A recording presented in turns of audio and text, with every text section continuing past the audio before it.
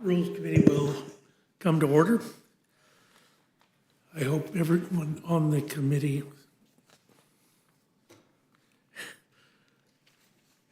including our panel and our staff, had a good Thanksgiving.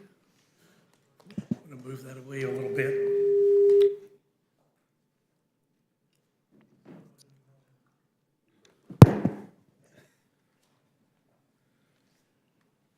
You'll get it right before you. Yeah, I'm running out of time.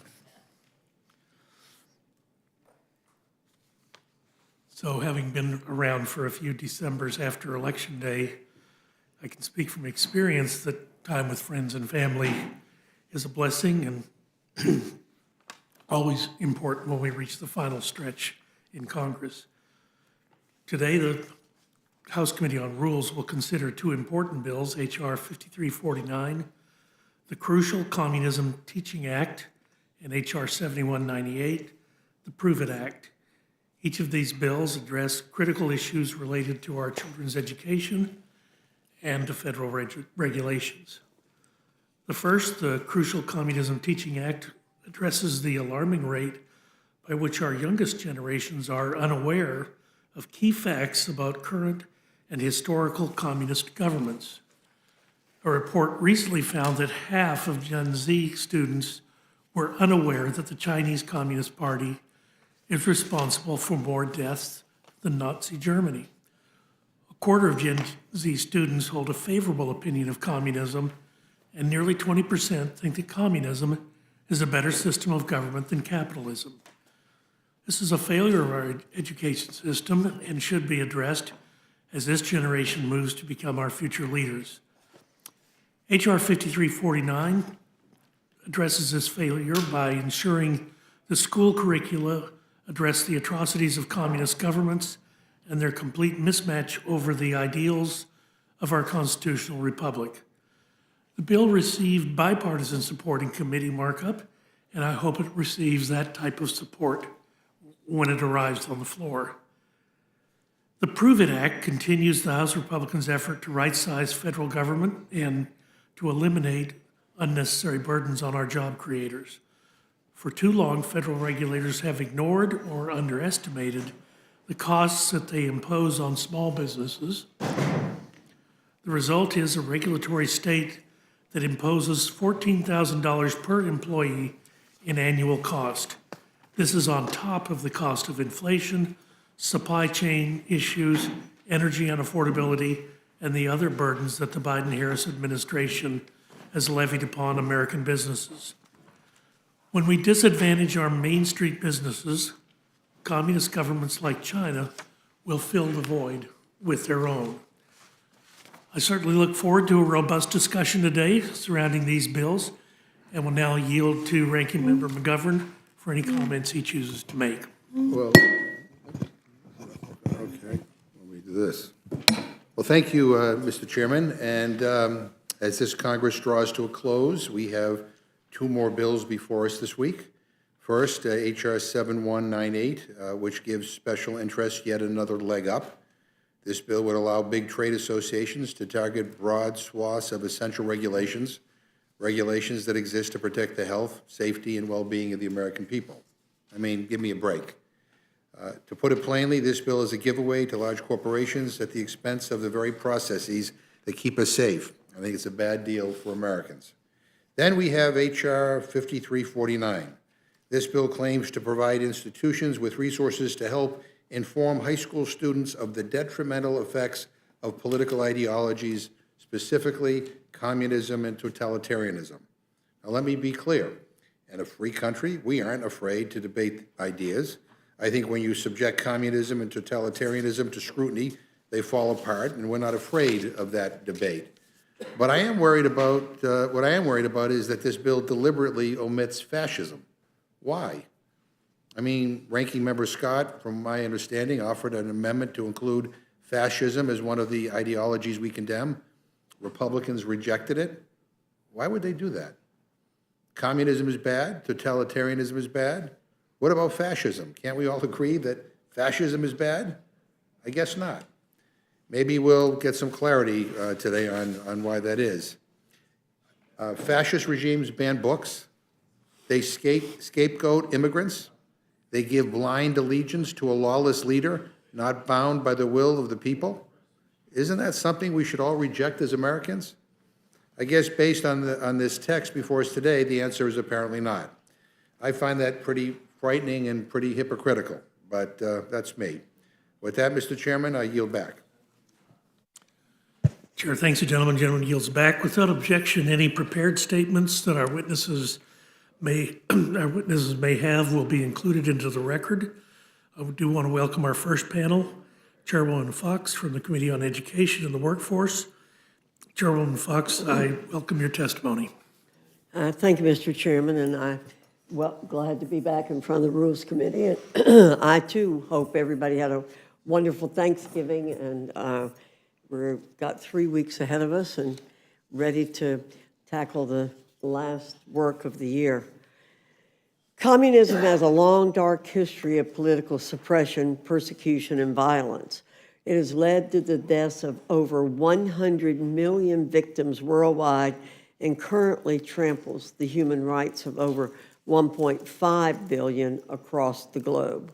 These facts are being swept under the rug by malign foreign actors infiltrating American education institutes. For example, the Chinese Communist Party, CCP, is using Confucius classrooms, the K-12 equivalent of the CCP's Confucius Institutes, on college campuses to disseminate propaganda in American schools and cover up atrocities of past communist regimes.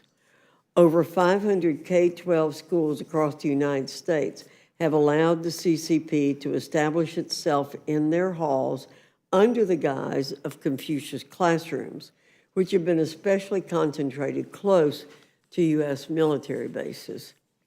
Injecting foreign ideologies into schools undermines the fundamental purpose of American education. Support for communism should have no place in American schools.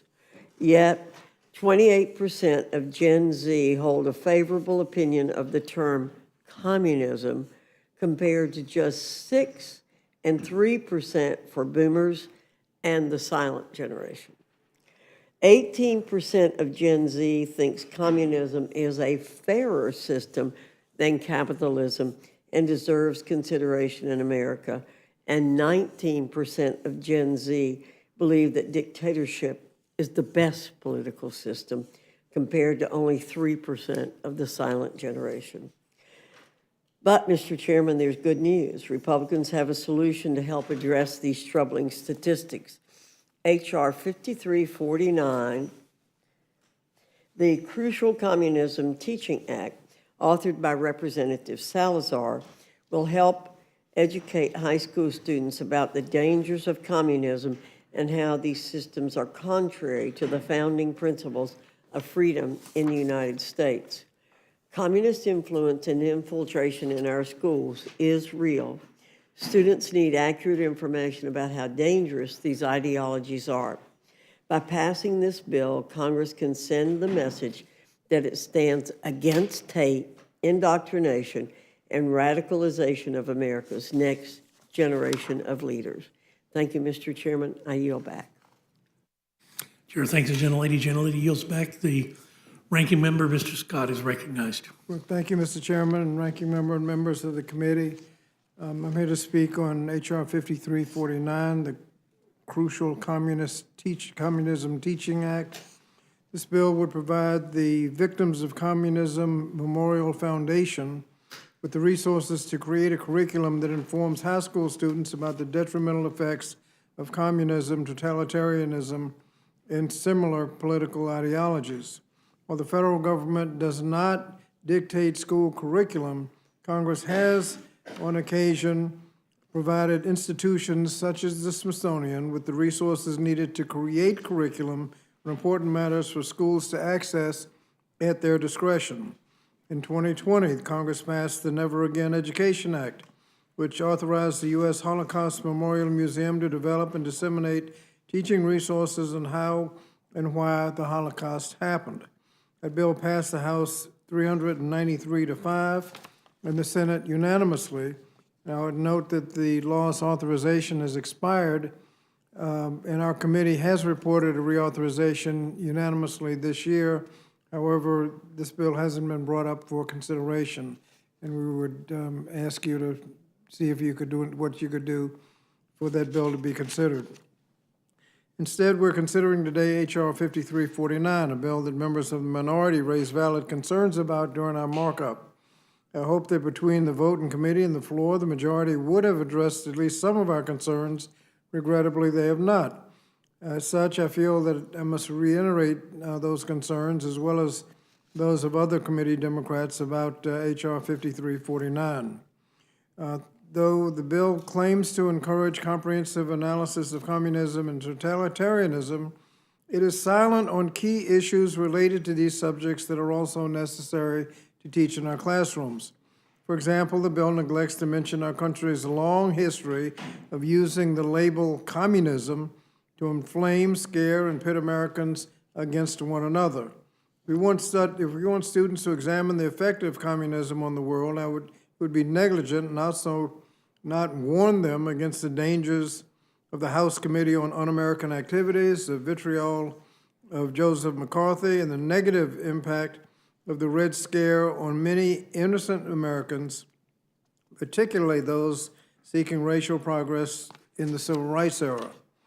Further, H.R. 5349 makes no mention of the continued attempts by the majority to paint any progressive policy as communist. The bill aims to enhance education and empower a new generation of critical thinkers, but the bill as written risks painting too broad a brush and rewriting history. One of the most challenging tasks of establishing resources for teaching students about communism will be countering the decades of disinformation that have led politicians to label anything they don't like, understand, or fear as communist or socialist. We've lived through this type of hysteria before, and it led to book bans, curtailed expression of the arts, and everyday Americans turning against one another. And I fear we're about to make the same mistakes as our colleagues who came before us. That is why I think the legislation would be significantly improved by providing provisions to teach about the harmful effects of fascism. In addition to understanding the dangers of communism, our high school students should learn the dangers of fascist regimes, such as those that have banned books, politically scapegoated immigrants, or demanded blind allegiance to a strongman leader not bound by the rule of law. As the underlying bill includes references to similar ideologies, I offered an amendment in committee to include education about the dangers of fascism in this bill. And I'll offer it again in the rules and hope that it will be made in order and adopted. In conclusion, I may vote yes on the bill, but I hope the valid concerns we've raised will be addressed before the bill is considered. Thank you, Mr. Chairman, and I yield back. Gentleman yields back. Chair, thanks, the gentleman. So Chairman Fox, let me just ask, did this bill receive bipartisan support in committee? It did.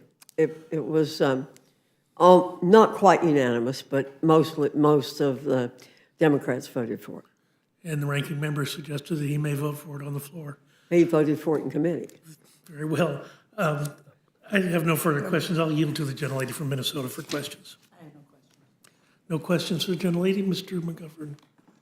Yeah, I can honestly say that nobody that I have encountered has ever talked to me about the need for a bill like this, but nonetheless, you're here.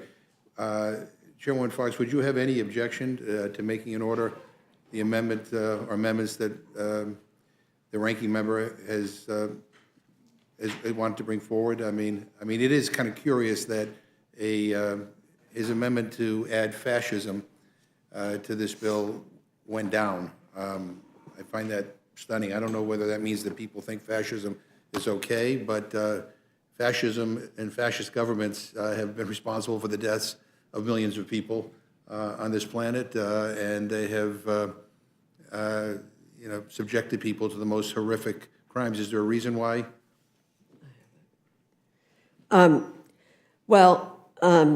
The putting in a study of fascism misses the point of the bill. Fascism and communism are different, And the point of this bill is to study communism in particular, not every evil political ideology under the sun. The foundation that is going to be doing this was chartered by Congress specifically to memorialize victims of communism. In fact, that's the title of the organization, the Victims of Communism Memorial Foundation. And we think it's important that they be allowed to continue to focus on that mission. They specialize in studying the evils of communism, and they should remain focused on that. We know we're not dictating any kind of curriculum, and the ranking member and I completely agree on that. Although, excuse me, if I'm just reading from your bill here. It says, develop a civic education curriculum for high school students that includes a comparative discussion of certain political ideologies, including communism and totalitarianism, that conflict with the principles of freedom and democracy that are essential to the founding of the United States. It seems that you leave it open when you talk about, a comparative discussion. I guess I don't quite understand your point. And again, you may not think that fascism is bad. I do. But the bottom line is, would you be okay if we made an amendment in order to allow us to have that debate on the floor? I think we settled it in the committee, and so I think we should stick with the study of communism. That's what this foundation is about, and I think that is what we should be doing. Well, with all due respect, I'm not on your committee. And I think we'd like to have a broader debate on this on the House floor. I would also say, it is a little, and again, I think communism is horrific type of government. But going to the point that the ranking member made, in our own country, we have seen how people have used communism in a way that has gone after innocent people, that has ruined people's lives.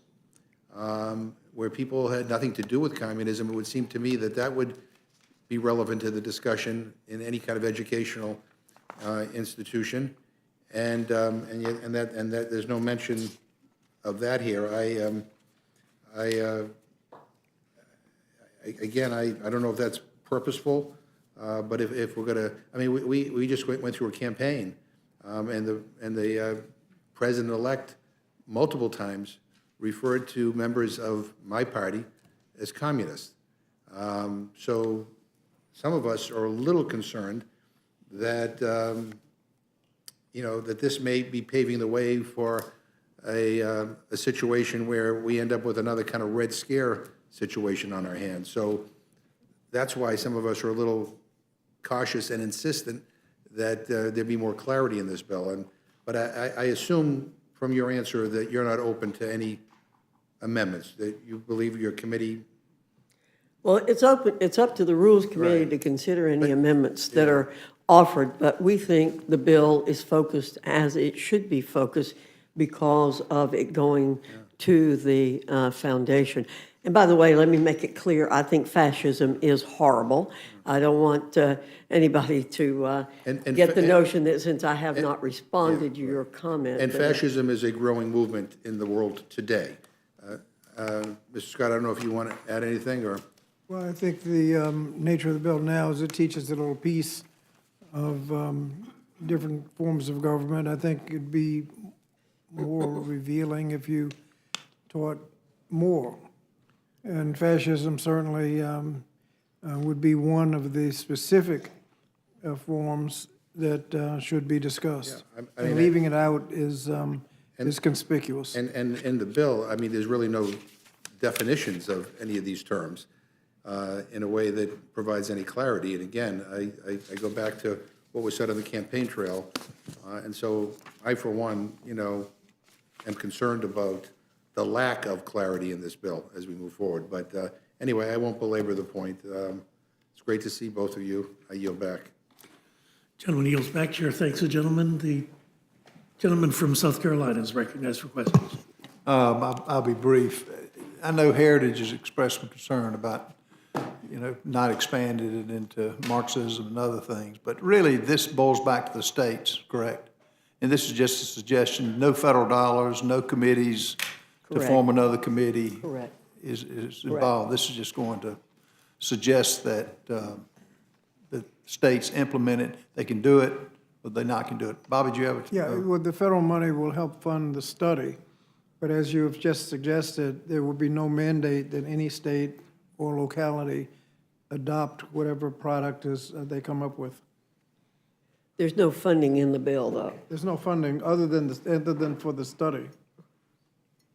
No, there's no funding in this Yeah, bill. who's doing the study? Just an authorization.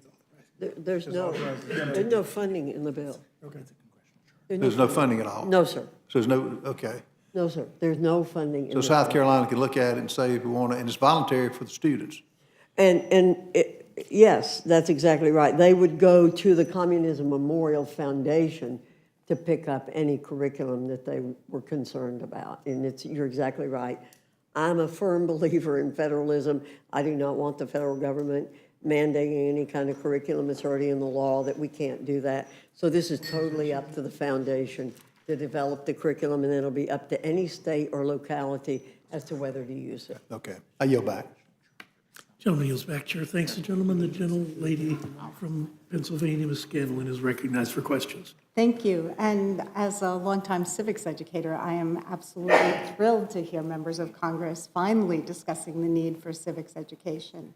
It's a topic that's been squeezed out of far too many cash-strapped school curricula in recent years, and one that I and many of my constituents believe should be reprioritized. In fact, I have a bill that would ask the Library of Congress and other affiliated organizations to put together some model civics curricula similar to here, but with a much broader focus. Every year we have millions of Americans graduating from high school without getting a proper civics education, one that allows them to participate fully in the self-governance that we expect in our country. And from the very beginning of our great democratic experiment, our founders understood that democracy is not a spectator sport, and it's that an informed electorate is essential to its success. But in recent years, the decline in civics education and the rise in disinformation spread on social media, and even endorsed by some national leaders, has undermined Americans' understanding of the freedoms and responsibilities, the checks and balances that are conferred by our Constitution and our federal system. So a lot of that disinformation is swirled around allegations that particular officials, including most Democrats and more than a few traditional Republicans who've opposed the MAGA movement, there have been allegations that they're communists, socialists, or Marxists, regardless of how little their actual positions align with such far-left philosophies, and with those terms simply being proxies for the idea that such officials are somehow anti-American. So you'll have to pardon my skepticism when our Republican colleagues' sole interest in civics education is to push a bill to create a new curriculum for students about the horrors of communism and similar, but not including fascism, ideologies. So there's no doubt that American students should have a thorough grounding in social studies to appreciate the history and virtues of our democratic constitutional republic. But this bill doesn't do that. Instead, it provides kind of a half-baked, suspiciously selective view of 20th century political forces. Furthermore, as the ranking member suggested, it leaves out fascism and all the other forms of totalitarianism that have terrorized people around the world. Our students deserve better. They deserve to hear the whole story and understand the different governance and economic systems that are our forces in this world. It's by thinking critically about those differences that they can understand why the American experiment has succeeded through all of this, despite our faults and shortcomings. So there's no doubt that many, including many political candidates, would benefit from a better understanding of democracy, communism, fascism, authoritarianism, and how a democracy can slide into a dictatorship, and why it's important that we resist politics that are based on a cult of personality and officials who attain power and influence based on personal loyalty rather than constitutional adherence or professional competence. All over the world, tyrants of all types are doing terrible things: extrajudicial killings, forced disappearances, political jailings, restrictions of rights, embezzlement of state funds. We face an uncertain and dangerous future, and the U.S. must play a leading role in the preservation and promotion of democracy in this world. And to do that, we owe it to our kids to equip them with a proper education so they can think critically about these challenges and carry on the legacy of this great country. And that means a thorough and efficient grounding in civics education across the board. So while I would be very supportive of such a bill, I don't think this bill meets that standard. Ranking Member Scott, am I correct that you had an amendment that would have expanded the scope of this bill, at least in part? I'm sorry. You were being consulted with. Am I correct that you had an amendment that would have at least partially expanded the scope of this bill? To at least include fascism. Okay, thank you. I have no further questions. Gentlelady yields back chair. Thanks, the gentlelady. The gentleman from Texas is recognized for questions. I don't have many questions. I just thank the witnesses. I would point out the phrase cash-strapped education system was used. I would ask the chair, does she agree that, you know, in America we spend something like, I don't know, $16,000 or something per pupil, significantly higher than the organized, you know, the OECD countries, and we just get less in return often. Would the gentlelady agree? Yes, and we understand there's going to be a report coming out in a couple of days that is going to show how abysmally our students are doing, particularly on math in our country. We are really, really doing poorly in terms of our education system in this country. And I certainly agree with Ms. Scanlon that we need to do more in civics education. I am a big believer in that. When I was going through school, we learned a lot about civic education. And I think doing more in civic education would help us in many, many ways. The gentlelady agrees, I assume, with me that part of that civics education is recognition of the perils and evils of communism and the various strains of Marxism, Marxist ideas that we're seeing spread, particularly in younger generations, as you're seeing increased numbers of the, you know, Gen Z and others that are attracted to this ideology, and this is the importance of this organization and others in rooting that out. Absolutely, and I used some of those statistics, I think, before you came in. Yeah. Would the gentleman yield so I can just ask a question to both of our witnesses? I yield back my time. My question is just, am I correct that this bill does not provide any funding and it would be yet another unfunded mandate for schools? It is not a mandate to Okay. anyone. It is encouraging and the foundation to do this kind of work. There is no funding and there's no mandate. Okay, thank you. I yield back. Chair thanks the gentleman yields back. The gentlelady from Indiana, Ms. Houch, is recognized for question. Thank you, Mr. Chairman. Thank you to the witnesses for being here. I have no questions. Gentlelady has no questions. The gentleman from Georgia. Gentleman has no questions. Seeing no other members wishing to ask questions to this panel, we thank you for your testimony. We thank you for your attention to this in committee, and this panel is excused. We thank you very much.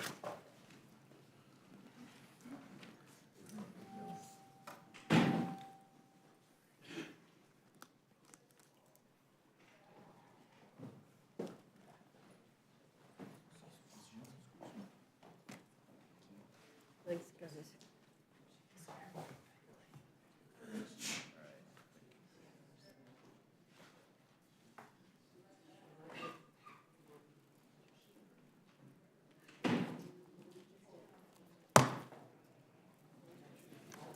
I invite our second panel to the witness table. That is one heavy chair. Our second panel, Representative Hageman and Representative Johnson from the Committee of Judiciary. Representative Hageman, if you're ready, we welcome your testimony.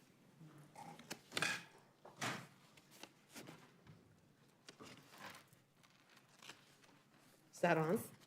Wonderful. Thank you for having me, Mr. Chairman. H.R. 7198, the Prove It Act of 2024, will help small businesses around the country comply with the overwhelming weight of federal regulation. This bill is an important bipartisan piece of legislation and should not be controversial. Small businesses around the country are struggling to comply with the onslaught of new regulations that are enacted each year by federal agencies.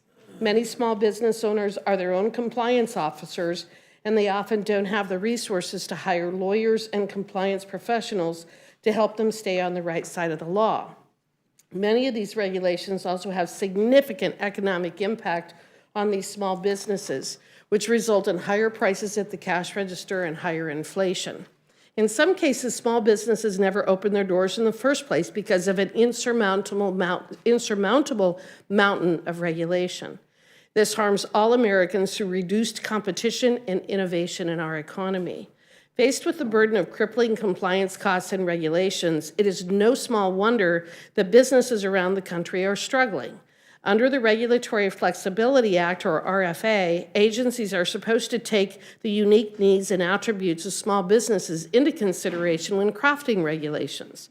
All too often, however, agencies do not comply with the RFA's mandates. One report found that in 75% of rulemakings, the agencies either ignored costs on small businesses or underestimated the regulation's cost. H.R. 7198, the Prove It Act of 2024, would strengthen the RFA's existing provisions and make it more difficult for agencies to skirt their statutory obligations to our country's small businesses.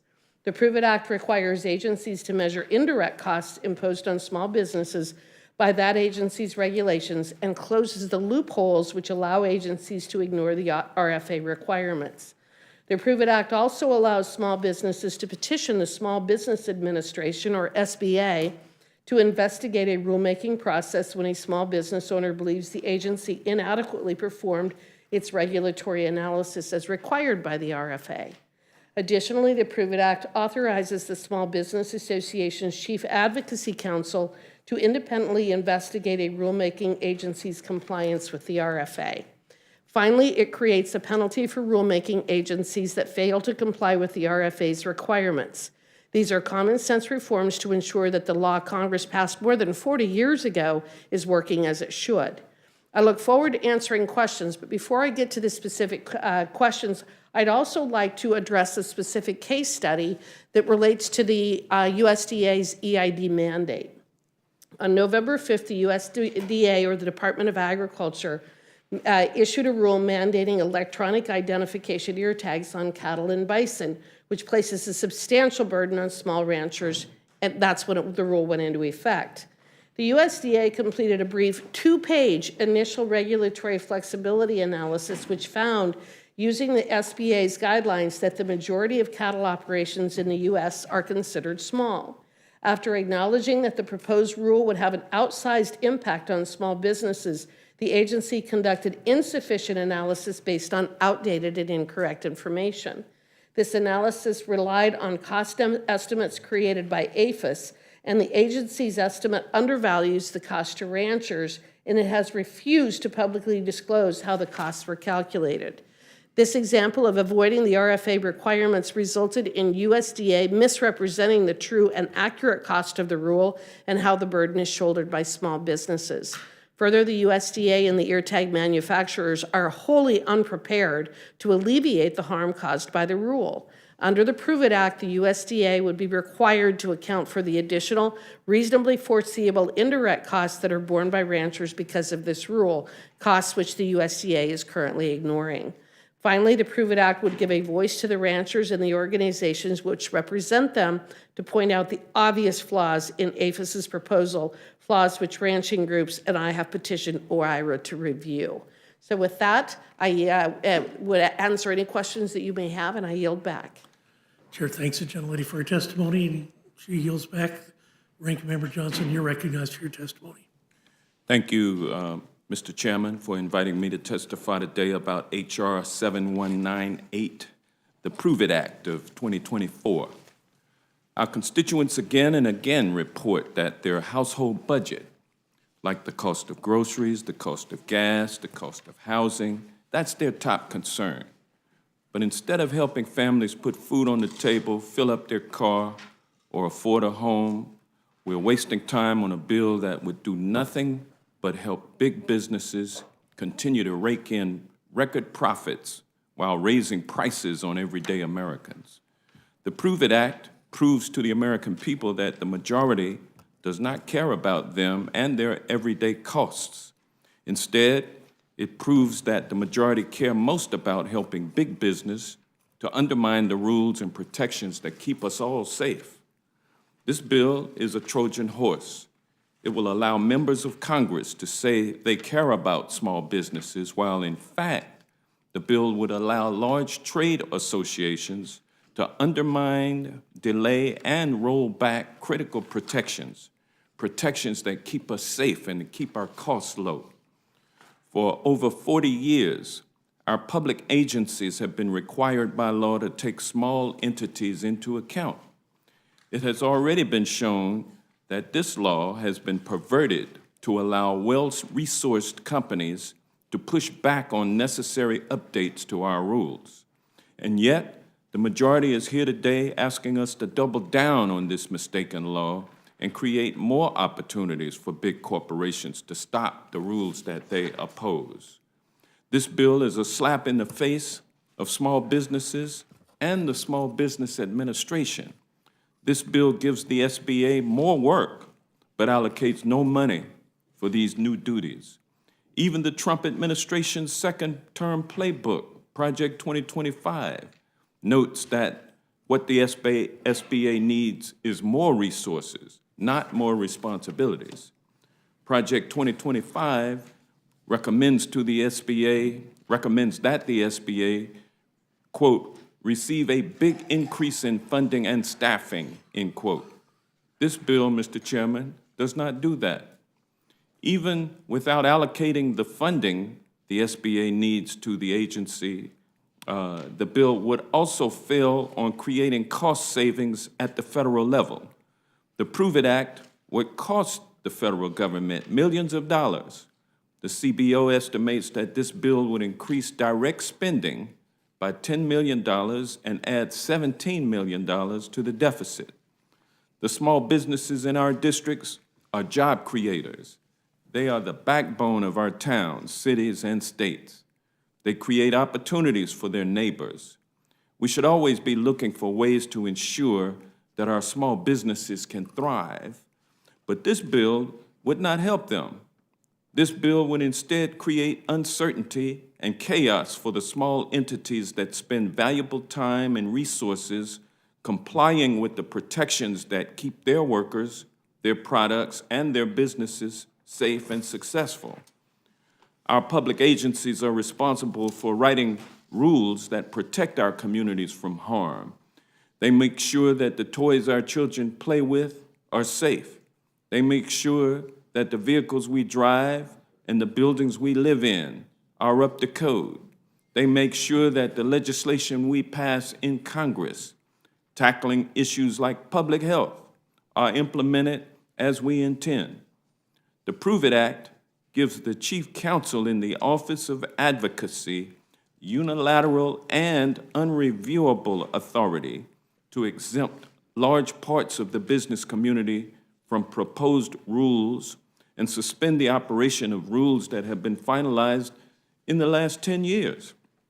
Imagine you are a small business owner who spent time and resources complying with rules that apply to your company, and then under this bill, a big corporation with influence in D.C. petitions for the reversal of key rules. This would not only create chaos for your business, but would also mean you must spend more time and money complying with whatever the new standard is for your industry. Talk to any small business owner. They depend on and need stability so they can focus on serving their community and keeping their business in the black. We should reject this bill that would allow big private interests to use the SBA as a fig leaf as they work to undermine protections that keep us safe. If this bill is passed, some key rules will be rolled back or sanctioned under the Prove It Act. Rules like OSHA's proposed heat rule that requires employers to ensure that their workers have access to cool drinking water, to shade or air conditioning and rest breaks if the heat index is 80 or 90 degrees Fahrenheit. Rules like the Department of Labor's proposal to ensure more workers are entitled to overtime pay, or rules like the Consumer Financial Protection Bureau's prohibition on excessive credit card late fees. I oppose this bill for its substance, but also when it is being brought before us. Aspects of the Prove It Act have been detailed in Project 2025, the Trump administration's plan for its second term in power. Specifically, Project 2025 recommends, and I quote, supercharging the Office of Advocacy of the SBA so the entity can dismantle extreme regulatory policies and advance limited government reforms, end quote. Extreme policies like ensuring workers experiencing high heat can have water, can have breaks, policies like a limit on how much consumers can be charged by one of the 3 huge credit card companies. The Prove It Act proves that Republicans are acting now to implement aspects of Project 2025 during this lame duck session. They are sneaking in tools for big business to use to undermine protections that ensure our neighbors are safe and our constituents can provide for their families. This is a recipe for chaos and dysfunction. And that, of course, is the point. Republicans don't want to empower the agencies that ensure the drugs we take are safe, that ensure child car seats protect the most vulnerable among us, that enforce our competition laws to ensure that small businesses have a chance to thrive. They want to throw sand in the gears of these agencies to ensure that they never issue the regulations we depend on to keep us safe. This bill will do little to help small businesses, but for powerful companies and special interests, it could prove to be a windfall. This bill, like many of the proposals in Project 2025, is designed not to help our constituents, but to help big business evade and undo rules, rules that protect all of us. I urge all members of this committee to oppose this legislation, and I would be happy to answer any questions that you might have. Chair, thanks, the gentleman. The gentleman yields back. The chair has no questions. I'll yield to the gentlelady from Minnesota. Thank you, Mr. Chair. And okay, wow. But I would like to see if you have any response, Representative Hagman. Well, there was a lot of discussion about how the large corporations and businesses are in support of the Prove It Act, but it specifically applies to small businesses, as does the RFA. 75% of rulemakings, including the USDA's ear tag rule, ignore or underestimate the cost of regulation on small businesses. And Michigan, for example, has adopted an EID mandate for their livestock producers. They identify small operations as being 500 head of cattle or less.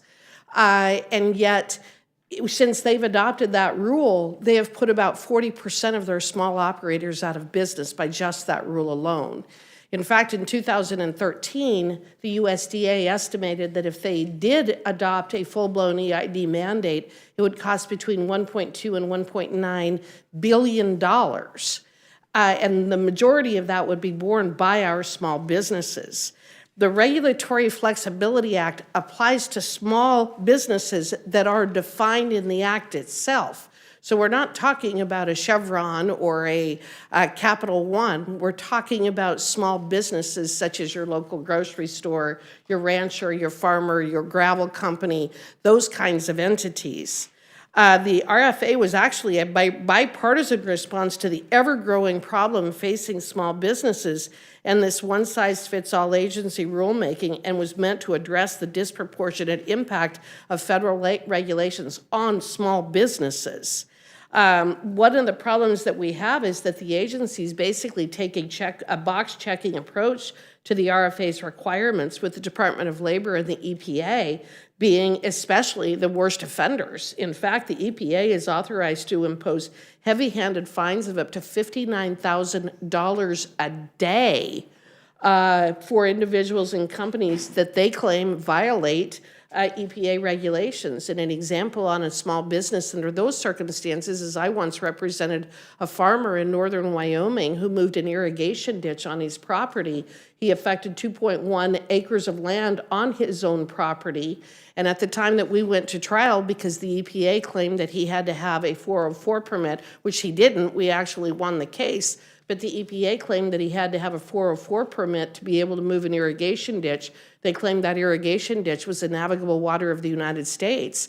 The day we went to trial, he was facing penalties of over $65 million for moving an irrigation ditch on his own property and affecting 2.1 acres.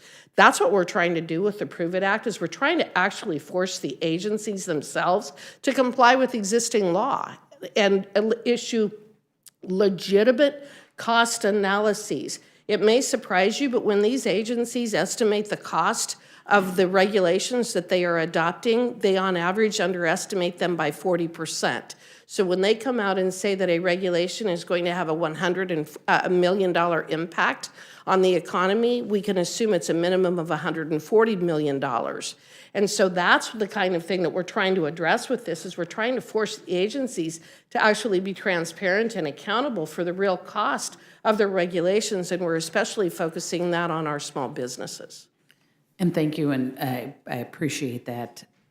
I'm a co-author, and so I appreciate you bringing this forward. And I just, the fact that we're talking about small businesses, we're talking about some kind of, and I would argue some transparency for the federal government to be telling, when they're trying to regulate businesses, how much is it going to cost, what's going to happen.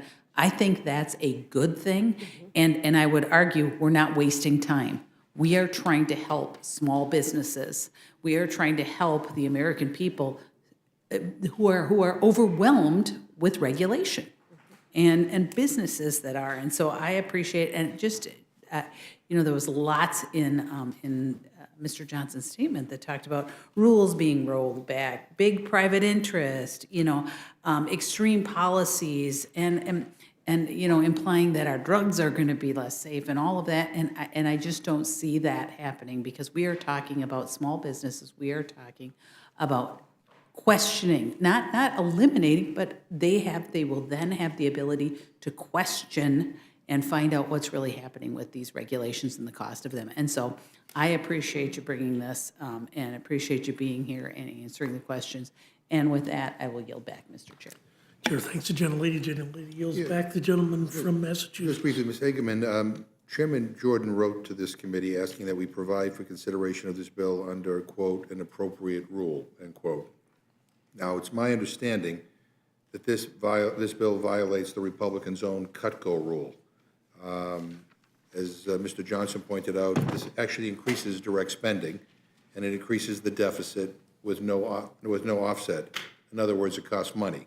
And I have the CBO statement here, and I don't see any offset in this bill. So I guess my question for you is, do you believe that an appropriate rule should also include a cut-go waiver in this bill and just add to the deficit? I think that this is an example of the problem with CBO as well. We just received the CBO score yesterday. And according to that CBO score, the bill would increase direct spending by $10 million over 10 years and increase the deficit by $17 million, which to me is absolutely ridiculous from the standpoint that they're already required to comply with the requirements that we're putting forward in the Prove It Act. So I don't know why it would increase spending under the circumstances where they're already required by law to do it, but they're failing to do it. But this just further underscores the fact that with the CBO, this is a classic example of what they do. Whenever we try to focus on deregulatory activities, their immediate response is to try to come up with some numbers about how it dramatically increases the cost to us when we deregulate, but there's a decrease in costs when we regulate more. And that doesn't really make any sense. The answer to my question is yes. You think that we should include a cut-go waiver in this bill? No, I think we ought to find out what the basis of CBO's score is, and I think that they should have to show their work, because I don't believe that this would increase the cost. No, because they've just released the report yesterday. All I'm simply saying is, if we want to, if the deal is going to be that we just ignore numbers, and that, because we want to, then that's fine. but understand what is happening here. I'd be happy to visit with CBO. But I do think that you're in violation of your own rules unless there's a waiver for Cutco here. And so I'm assuming your answer is that you should waive Cutco and increase the deficit. No, I'd be happy to visit with CBO and All right, find well, out how all they right. came to the numbers that they But if CBO is correct here, did. and I'm assuming that, I'm going to trust CBO on this, but assuming they're correct, there's no offset in this bill, so we waive Cutco and move forward and just add to the deficit. That's kind of a habit around here, and you guys are very good at it. I'm just simply saying that there was a time when we all thought that the deficit mattered, but I guess we're beyond that right now, and that's the way it's going to be. But I have no further questions. I yield back. Chair, thanks the gentleman. Gentleman yields back. The gentleman from Kentucky is recognized for his questions. Thank you, Mr. Chairman. How often does the CBO director come to Congress to testify? I'm not aware of any time that he has. I assume that it's happened, but I sure haven't met the gentleman. I've never seen him. How many times, so you've never met him?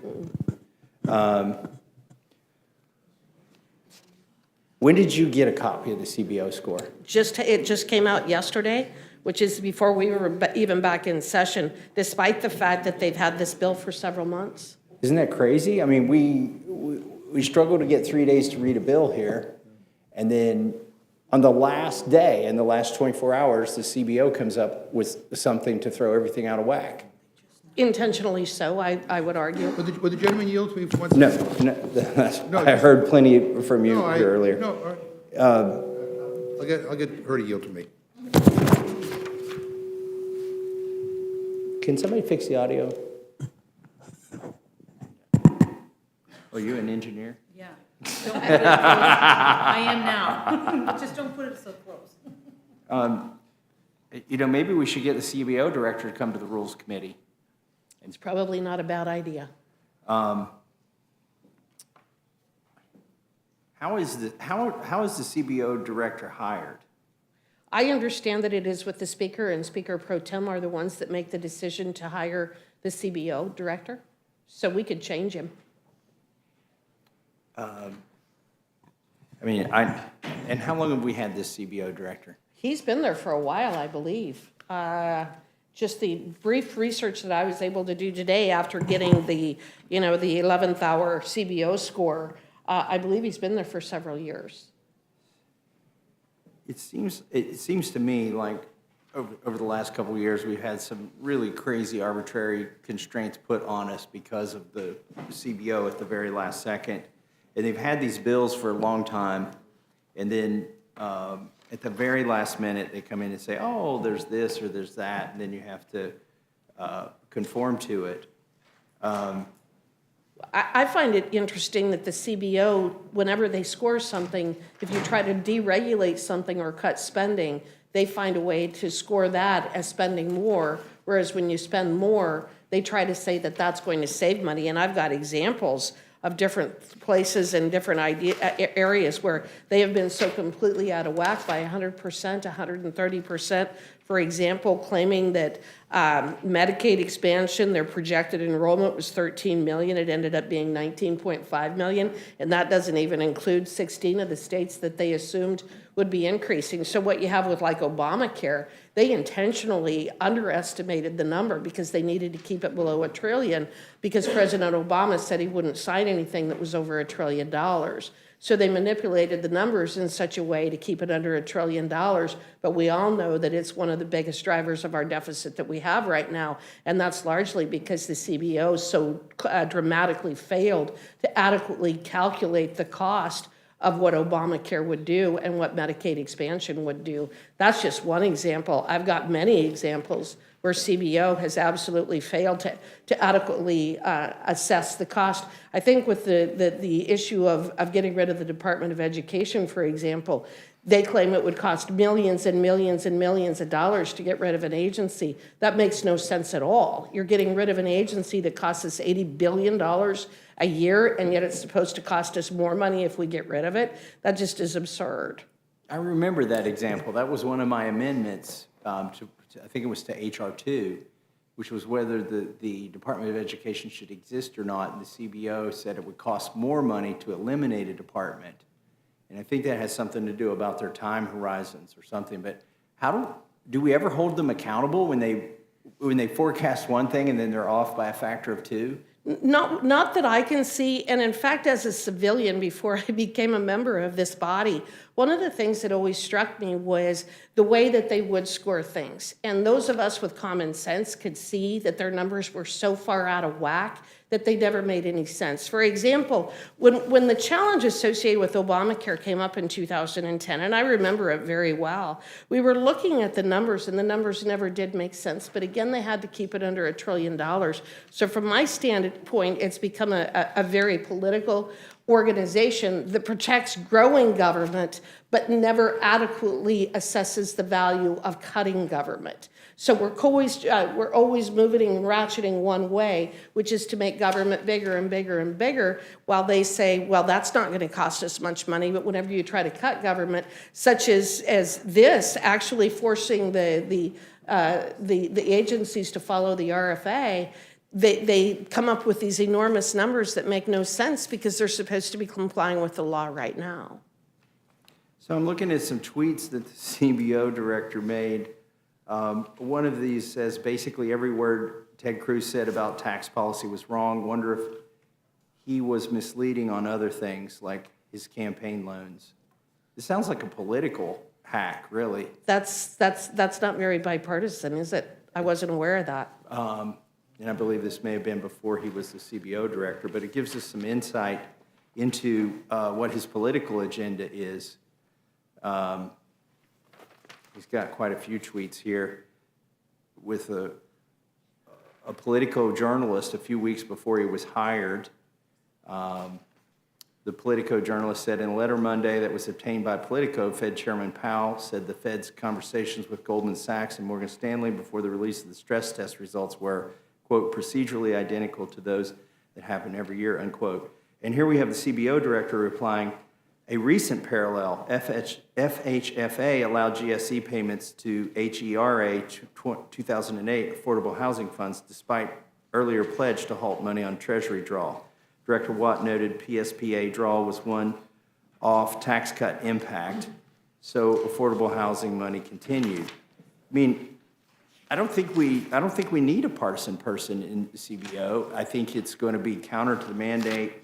The voters, this is the problem, right? Elections should matter. Mm-hmm. And here we've had an election, and we are the elected representatives. Each of us represents 750,000 people. Yet every week we come into this Rules Committee and we start considering, oh, what did this bureaucrat have to say about it? And can we do what we were elected to do? I think it's a preposterous notion if the people actually understood how much power we've given to the CBO director. Well, I think that that's true, but I think there's another aspect of this that was pointed out by Representative Fischbach, and that is transparency and honesty. I guess that I find it a good thing when agencies are required to give legitimate information about the cost of the decisions that they're making, because we ultimately are the bosses. We're ultimately, and I don't mean we as Congress, I mean we as citizens. If the EPA is going to adopt a regulation that increases the cost of gasoline double, then don't we have the right to say we don't want that regulation? Don't we as citizens say that is a bad regulation and the EPA should not be able to impose that against us? I think the very first things that my colleague to the left just stated was that the citizens of this country are concerned about increasing gas prices, increasing housing prices, increasing food prices. Well, where does he think all those increases are coming from? The farmers aren't making the money. The oil and gas companies are going broke. It's the bureaucrats that are increasing the cost of food, housing, and energy. And in fact, every single decision almost that has come out of the Biden administration and their administrative agencies has been designed to increase the cost of food, housing, and energy. So the issue that we're addressing right here, which is a transparency and accountability issue, goes specifically to the issue of whether the citizens of this United States should be forced to pay $4.50 in gasoline when the actual cost should be about 2.5 gallons, but because of EPA and other regulatory requirements that are put in place, that's what the inflationary costs are. So just requiring these agencies to disclose the actual cost, whether it's to big business or small business, requiring these agencies to disclose the cost of the regulation should be absolutely rule number one. And I cannot imagine why anybody would be opposed to something like that. Is there anything else you'd like to add before I yield back? No, thank you. I yield back. Gentleman yields back. And by the way, somebody needs to adjust the audio. It's messed up on all the mics. You need to turn the gain down. Is there anybody in here that can do that? I adjusted my hearing aids. So What are you? Oh, yeah, that'll work. Are you an engineer? Chair recognizes the gentlelady from Pennsylvania, Ms. Scanlon, for questions. I'll yield to Mr. McGovern. Yeah, you know, listening to this exchange helps explain why people are so cynical about what we do up here. The gentleman raised the issue about, when's the last time we saw the CBO director up here? Well, I'll tell you, on September 11th, he testified before the House Budget Committee that he was up here. And many Republicans, including Dr. Burgess, actually submitted questions in writing to the CBO director. We're complaining about getting this at the last minute. You know when they were notified that you were bringing this bill up today? The Friday after Thanksgiving at around 5 p.m. That's when they found out. So, I mean, I'm sorry. I mean, and here it is, you got it yesterday. So that's, I mean, to suggest that somehow they wait to the last minute, we didn't even let them know we were taking up this bill until Friday after Thanksgiving at 5 p.m.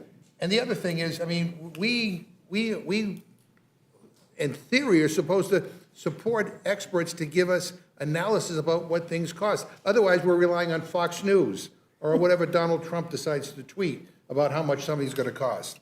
We should appreciate the work that they do. And by the way, I want to submit for the record the Congressional Budget Office cost estimate, because it was implied here that, oh, they just give us this number and they don't tell us why.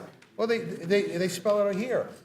They explain what the estimated budgetary effects would mainly stem from, and they give you 3 concrete reasons and rationales of why there is a cost to this thing. It's not a secret. And by the way, I have had questions about CBO's analysis in the past.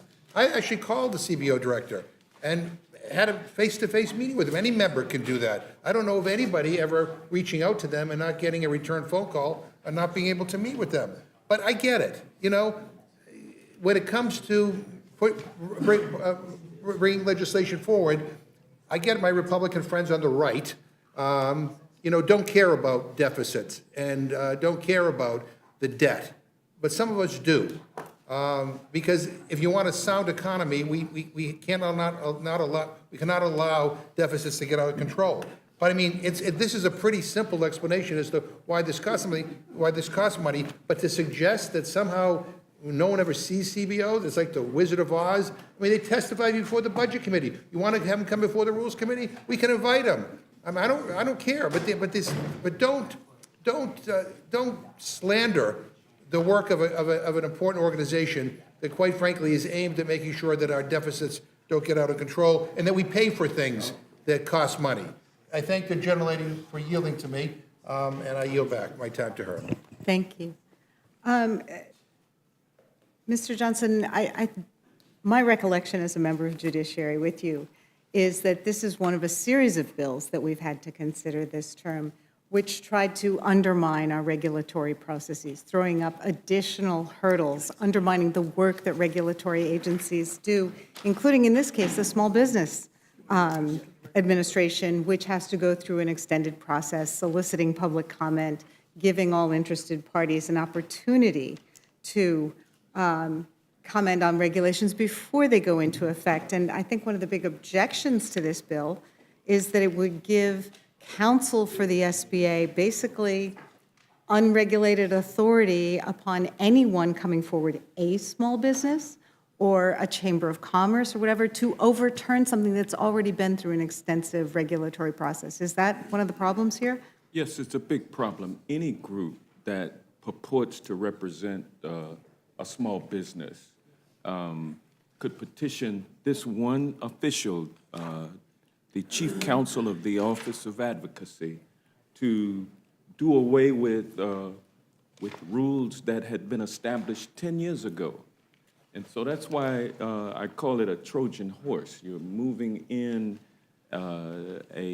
place under cover a entity or an opportunity to blow up carefully crafted rules and regulations that small businesses have spent their money adopting and adapting to, and then all of a sudden you're going to throw out those rules and put in a new set of rules. It's very disruptive. It's really undemocratic, and it's ironic that, you know, we've had a long discussion about the CBO director being a unelected bureaucrat, and then in this same legislation, we're putting in place an opportunity for an unelected bureaucrat to just wreak havoc on our laws that protect the health, safety, and well-being of the people, and also help rein in corporate abuse that causes costs to rise.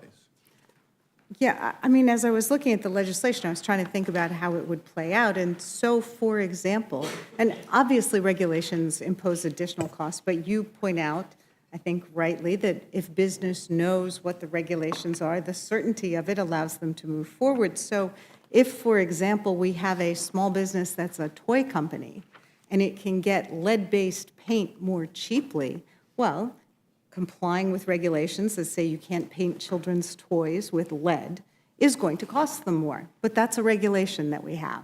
And this would allow that business to say, well, I don't want to pay those costs, so I'm going to go and petition to overturn this regulation. And if they got the right person in that job, maybe someone who, you know, has a relative in that situation, then they could overturn this whole regulatory construct. So putting that kind of authority, you know, pulling it out of the extended regulatory process just doesn't make sense to me. With respect to the CBO, I really don't think we should be legislating by feel. The CBO is there to give us data, and it doesn't surprise me that there are instances in which the lack of regulation can impose costs, just as the implementation of regulations can impose costs. So if there's some questions about the validity of the CBO score here and the fact that it says it's going to greatly increase costs, which would normally require cut-go under the rules of the House GOP, then probably this bill is not ready for prime time and it should go back and there should be further investigation. I yield back. Did the gentlelady wish to make a unanimous consent request on behalf of Mr. McGovern?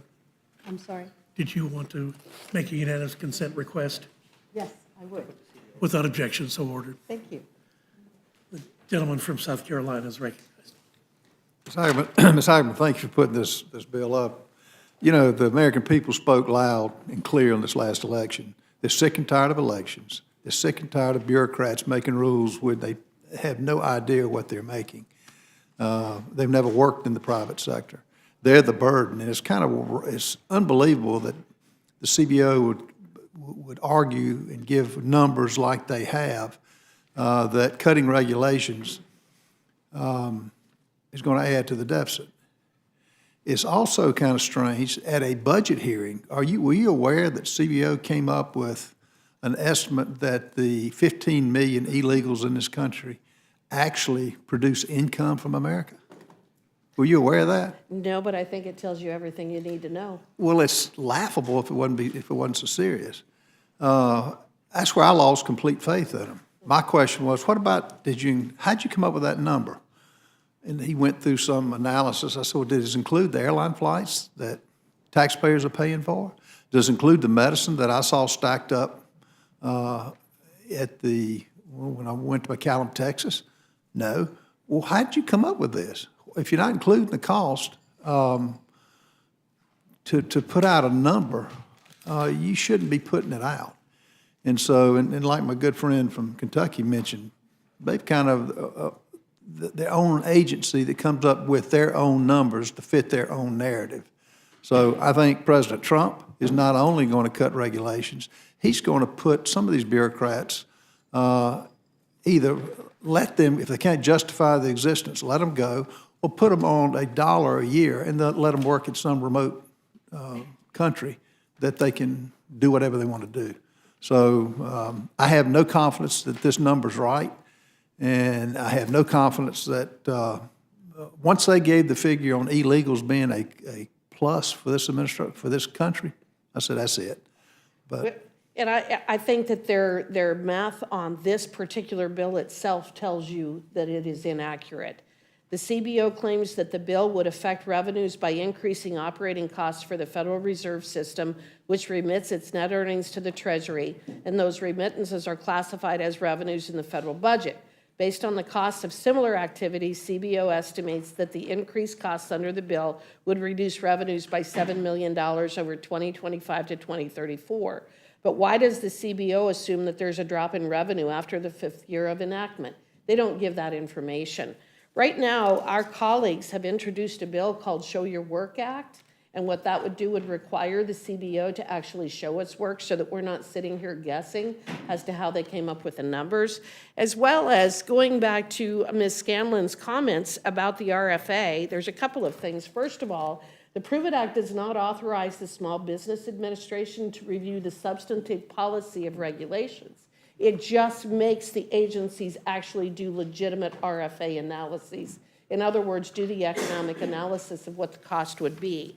Also, in my experience as a private attorney, I have sued various federal agencies for failing to comply with the Regulatory Flexibility Act because, number one, they're underestimating the cost of regulations or they're not providing the information at all. And what the courts have said is that you do not have the right to bring a private cause of action under the RFA. So there is no mechanism by which citizens, by which small businesses, by which individuals are able to actually enforce the RFA requirements. And that's what the Prove It Act is designed to do. It is designed so that we can go in and we can force the agencies to do what they're required to do by the RFA, which I still cannot understand why anyone would be opposed to transparency with agencies actually showing us the legitimate cost of the regulations that they are issuing. And if the agency has complied with the RFA, then the regulation will apply to small businesses as usual. There's nothing that changes that. So when a regulation is adopted, whether it's about cribs or it's about car seats or whatever it may be, if they have legitimately complied with the RFA and disclosed the real cost of the regulation will go into effect and that information will be disclosed. All the Prove It Act does is require them to, again, give us the information, and I can't understand why anybody would be opposed to that. Well, they're opposed to it because they're part of the problem. They're part of the process. And, you know, they've got a job making 6 figures or greater, and this benefits them to come up with these outlandish numbers. Mr. McGovern mentioned the cynicism that exists between the American people. American people are cynical now, and it proved in this last election what this administration is doing. I just got a text. They're giving $8 billion to Angola because of drought. $6 billion in the Wall Street Journal to a car company that's losing $107,000 per car. They're fed up with this kind of thing. Trump is going to fix it. I do think that Ramaswamy and Elon Musk are going to shine a light on just what you're trying to do with the businesses. So, with that, I yield back. Thank you. Chair thanks the gentleman. Gentleman yields back. The gentlelady from Indiana, Ms. Houch, is recognized. Thank you, Mr. Chairman. I'd just like to draw attention. I know we've talked a lot about the CBO score of this bill and the accuracy of that, but I want to not take away from the bill's intent itself. I was a small business owner, so I was subject to this provision from the Corporate Transparency Act. It's a federal regulation that requires small businesses, to file a report with a federal agency that requires them to provide their name, date of birth, passport or driver's license number, and a photo of that document for all of the owners. And failure to do this can result in a $500 a day fine for noncompliance. The NFIB has claimed that it targets small business owners. I totally agree, because publicly traded companies, nonprofits, and some other companies are exempt from that requirement. For example, large companies with 20 or more full-time employees with a physical office in the United States and more than $5 million in sales annually do not have to comply. Yet small businesses like mine have to comply and provide all of that information to the federal government or face a $500 fine. So a bill like the Prove It Act would at least make the federal agencies consider the impact on small businesses like mine and others across the country. I would like to just ask Representative Hageman just to comment on the substance of the bill and how it will help small business owners like me. So again, it's a good government transparency bill. It requires the agency to comply with the Regulatory Flexibility Act and disclose the real cost of the regulations that they are imposing. So just as an example, when talking about the law that you just described that is targeting small businesses, I used to have a PC as my attorney, but I also owned real estate and I had an LLC. For every LLC, for a single person owning that, the only owner of the LLC, I would have to provide that information. I went and met with my accountant and was informed that it will cost on average $2,000 for every single entity for these people to file the information to comply with that regulation that you've just described. I will guarantee you that the agencies responsible for implementing that did not take into consideration the 2,000, that's a minimum of what it's going to cost each of those companies to comply with that.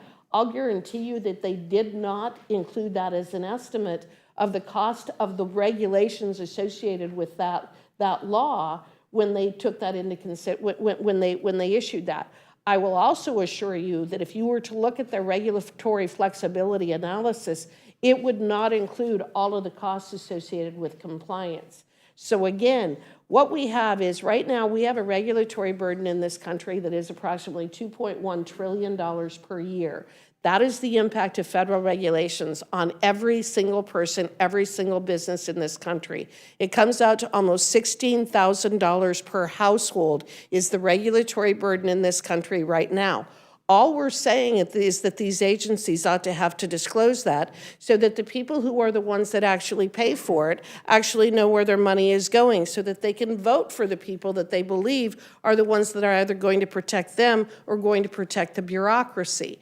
This is an absolute insane amount of money. It is $16,000 per family is what we're spending on a regulatory burden in this country. We need to start dissecting it, exposing it, and the Prove It Act does that.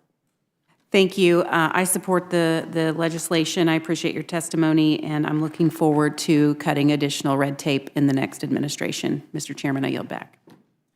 Gentlelady yields back. Chair thanks the gentlelady. The gentleman from New York is recognized for question. Thank you very much, Mr. Chairman. I'll keep my remarks very brief. It cannot be overstated enough just how much federal bureaucracy and red tape gets in the way of the success of our nation's small businesses. Whether it's environmental regulations or financial regulations, this administration has laid bare the real pressing need for the Prove It Act, the REINS Act, and so many other measures that House Republicans have passed this Congress to get government out of the way and let the American people be the masters of their own success. Let them do what they do best, which is create good-paying jobs and opportunities in this country. So I look very much forward to supporting this bill on the floor, and I want to thank Representative Hageman for having the vision to bring this forward and for being with us here today and offering your testimony. And I yield back, Mr. Chairman. Chair thanks the gentleman. The gentleman yields back. The chair recognizes the gentleman from Georgia for questions. Thank you, Mr. Chairman. I would just say as a small business owner that the more rules and regulations that agencies pump out, the more they help big business and hurt small business. Because the big businesses are the ones that have the legal teams on staff to help them comply with it. And as a small business owner, the rules and regulations and trying to comply with them are a huge challenge and take away from the business owner's ability to do their job. And so I think we should do this. And let me just tell you this about these agencies. And I'll go back to the reason we wrote the RPM Act a few years ago. The EPA, by law, was specifically prohibited from trying to regulate race cars. And yet they did it anyway. And they wrote that rule dealing with race cars in the middle of a section that dealt with large engines, engines for locomotives, engines for big ships, engines for things that didn't have anything to do with the race cars. They went in there and wrote one little bitty paragraph so that they could turn around and try to regulate people's dirt track cars. Well, to the EPA director's credit at the time, I asked her a question about it, and she said, we don't have the authority to do that. and we're not going to. But somebody at the EPA, they knew they were violating the law. I give the director credit for being honest and saying that she knew that was a violation of the law. But they put that rule on catalytic converters in race cars in the middle of a heavy engine rule writing section that dealt with locomotive engines and big ship engines. That's how deceitful the people in these agencies are. As far as the director that Mr. Massey was talking about, I can't believe that he actually, I believe you when you say that. I'm not questioning you. I'm saying if he did that, he's got to go. I mean, if he's that partisan that he would call out an individual member, he's got to go. Well, and what I would say is if you look at the EEOC, it does not have any rulemaking authority whatsoever. Yet through guidance documents and quasi-rules and answers to frequently asked questions, they're issuing rules all the time that are illegal, but most people don't know that the EEOC does not have legal authority, statutory authority to issue regulations.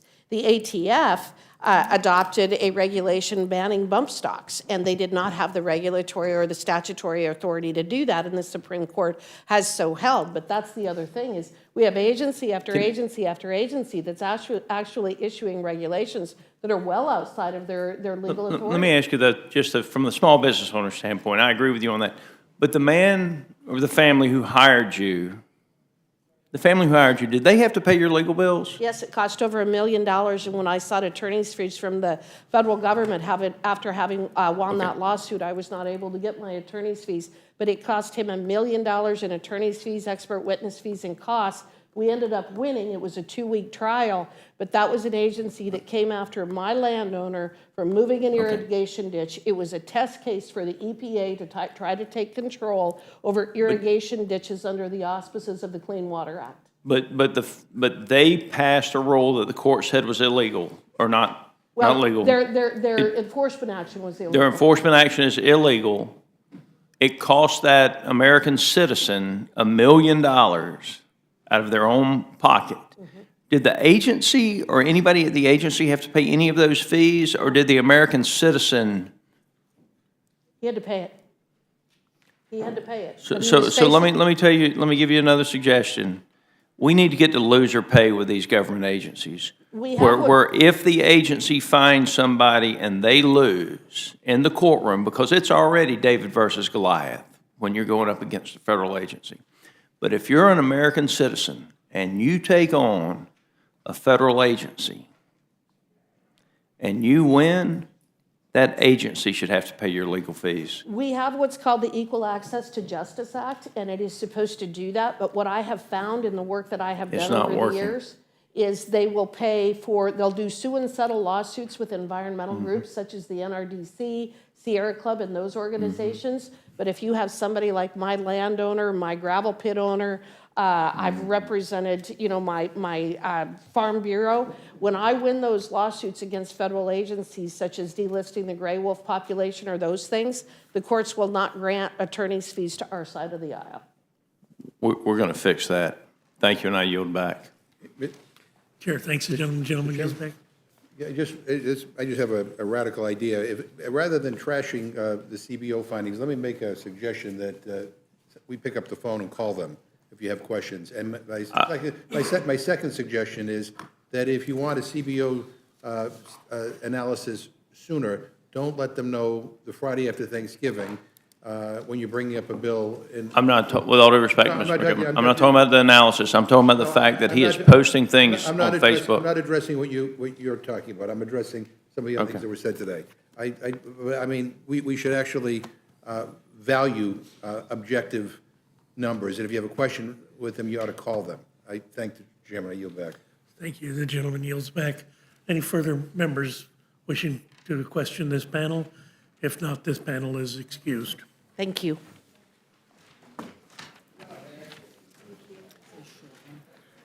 Is there anyone else seeking to testify on H.R. 5349 and H.R. 7198?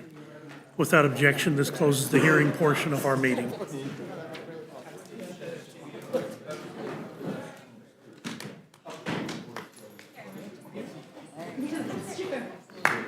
Let's go.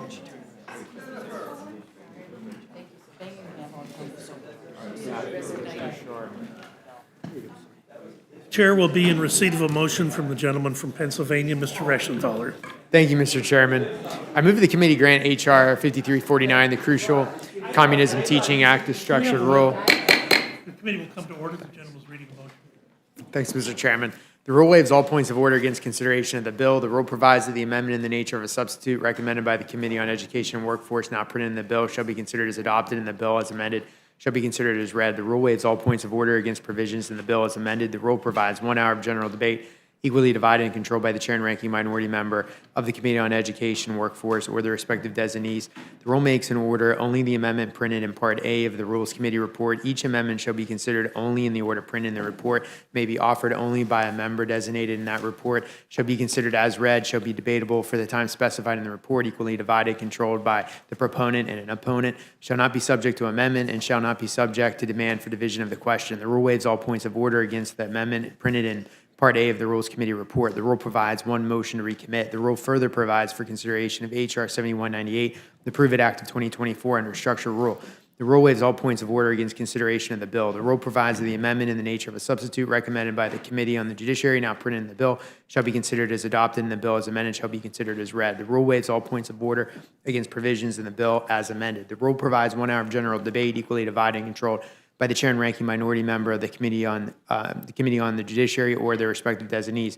The rule makes an order only amendments printed in Part B of the Rules Committee report. Each amendment shall be considered only in the order printed in the report, may be offered only by a member designated in the report, shall be considered as read, shall be debatable for the time specified in the report, equally divided and controlled by the proponent and an opponent, shall not be subject to amendment, and shall be subject to a demand for the division of the question.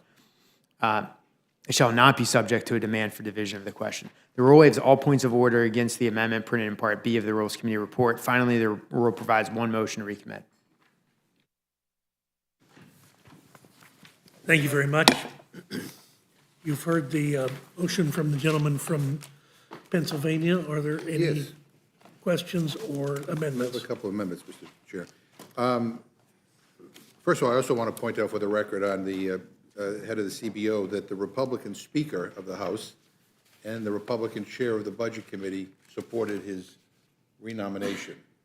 So just, I want to point that out, that somehow, to dispel any notion that somehow this is a Democratic, Well, you know. well, the gentleman Yeah, yield for one. yeah. But it is a consensus between, it's a bicameral consensus. Absolutely. That And the Democrats were. Speaker and the Republican Budget Chair could have objected. And they chose not to. They chose not to. Right, so so let's just, for the record, that should be clear. And it quite likely could change next year. Well, I'm just simply saying, this is what they did. So you may want to talk to your speaker. But I have an amendment to the rule. I move that instead of waiving all points of order against consideration of H.R. 7198, the rule waive all points of order against consideration except for Clause 10 of Rule 21, the cut-go rule. My motion would not kill this bill. It simply would expose the point of order against violations of the Republicans' own cut-go rule. I heard all afternoon that the CBO is wrong and this bill doesn't score. Well, if that is really the case, then what's the problem with exposing this point of order? If it is made, then the chair should rule in favor. No? So I yield back and urge a yes vote on my amendment. Is there any further discussion on the amendment? Seeing none, the vote is now on the amendment from the gentleman from Massachusetts. Those in favor will say aye. Aye. Those opposed say no. No. Being the chair, the noes have it. As for roll call? A roll call has been requested. The clerk will call the roll. Mr. Reschenthaler? No. Mr. Reschenthaler, no. Mrs. Fishbach? No. Mrs. Fishbach, no. Mr. Massey? No. Mr. Massey, no. Mr. Norman? No. Mr. Norman, no. Mr. Roy? No. Mr. Roy, no. Mrs. Houchin? No. Mrs. Houchin, no. Mr. Langworthy? No. Mr. Langworthy, no. Mr. Scott? No. Mr. Scott, no. Mr. McGovern? Yes. Mr. McGovern, aye. Ms. Scanlon? Aye. Ms. Scanlon, aye. Mr. Neguse? Ms. Leger-Fernandez? Mr. Chairman? Chair votes no. Mr. Chairman, no. Clerk will report. 2 yeas, 9 nays. So the noes have it. The amendment is not agreed to. Further amendment or And discussion? I think that's an indication that you all believe this bill scores. But in any event, I have another motion. I have another amendment to the rule. I move the committee make an order, amendment number 3 to H.R. 5349, offered by Ranking Member Scott of Virginia, which clarifies that fascism is also a political ideology that conflicts with the principles of freedom and democracy essential to the founding of the United States, so that the full scope of political ideologies counter to the American system are considered when developing materials required under this bill. Mr. Chair, I'm looking at the text of the bill right here, and I'll read it again for the committee. In Section 3 on page 4, it says that the victims of communism Memorial Foundation shall develop a civic education curriculum for high school students that includes a comparative discussion of certain political ideologies, including communism and totalitarianism, that conflict with the principles of freedom and democracy that are essential to the founding of the United States. So we know that this amendment is germane, and we know that the gentleman from Virginia had his amendment rejected in committee, but now we're saying in this committee that we don't know that fascism conflicts with freedom and democracy. Apparently, we don't even want to give our colleagues a chance to include fascism in this bill. I think that that's unbelievable, especially at a time when we see fascist movements growing all around the world. And I think it is totally consistent with what this bill is about. And again, I would urge us to, at least in the spirit of what is the best of our system, to allow this amendment, which is germane, to be made in order, so we can have a debate and a vote. That's one of the great things that's supposed to be a hallmark of our democracy. And with that, I urge a yes vote. Gentleman yields back. Is there any further discussion on the amendment of the gentleman from Massachusetts? Seeing none, the question is on the amendment from the gentleman from Massachusetts. Those in favor will say aye. Aye. Those opposed, no. No. Opinions chair, the noes have it. I ask for roll call on that. Roll call is requested. The clerk will call the roll. Mr. Reschenthaler? Mr. Reschenthaler, no. Mrs. Fishbach? No. Mrs. Fishbach, no. Mr. Massey? No. Mr. Massey, no. Mr. Norman? No. Mr. Norman, no. Mr. Roy? No. Mr. Roy, no. Mrs. Houchin? No. Mrs. Houchin, no. Mr. Langworthy? No. Mr. Langworthy, no. Mr. Scott? No. Mr. Scott, no. Mr. McGovern? Aye. Mr. McGovern, aye. Ms. Scanlon? Aye. Ms. Scanlon, aye. Mr. Neguse? Ms. Leisure-Fernandez? Mr. Chairman? Chair votes no. Mr. Chairman, no. The clerk will report. 2 yeas, 9 nays. And the noes have it. Unbelievable. Further discussion or amendment?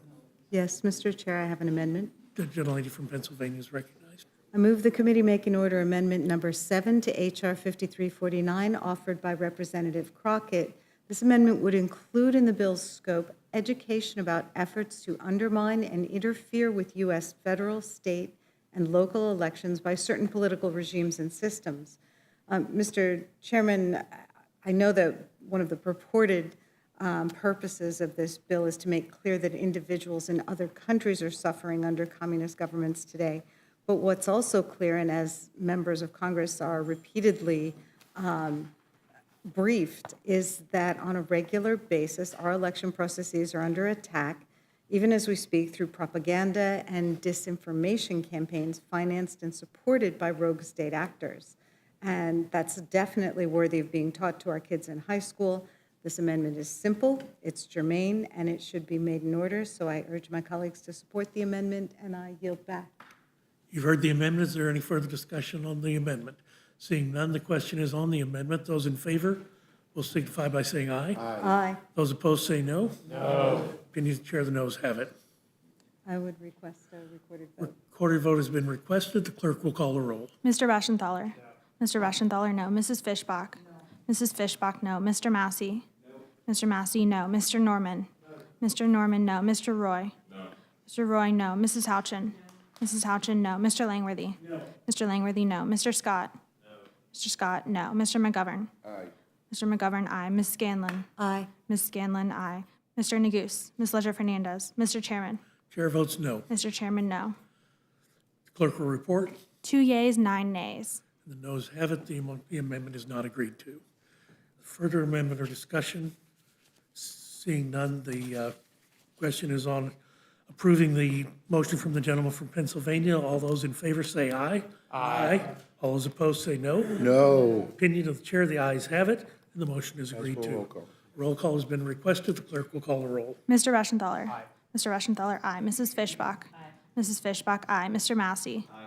Mr. Massey, aye. Mr. Norman? Aye. Mr. Norman, aye. Mr. Roy? Aye. Mr. Roy, aye. Mrs. Houchin? Aye. Mrs. Houchin, aye. Mr. Langworthy? Aye. Mr. Langworthy, aye. Mr. Scott? Mr. Scott, aye. Mr. McGovern? No. Mr. McGovern, no. Ms. Scanlon? Ms. Scanlon, no. Mr. Neguse? Ms. Leisure Fernandez? Mr. Chairman? Chair votes aye. Mr. Chairman, aye. The clerk will report. 9 yeas, 2 nays. And the ayes have it. The motion to report is agreed to. Accordingly, I will manage for the majority, And I'll do it for the minority. and a good time will be had by all. Without objection, the committee is adjourned.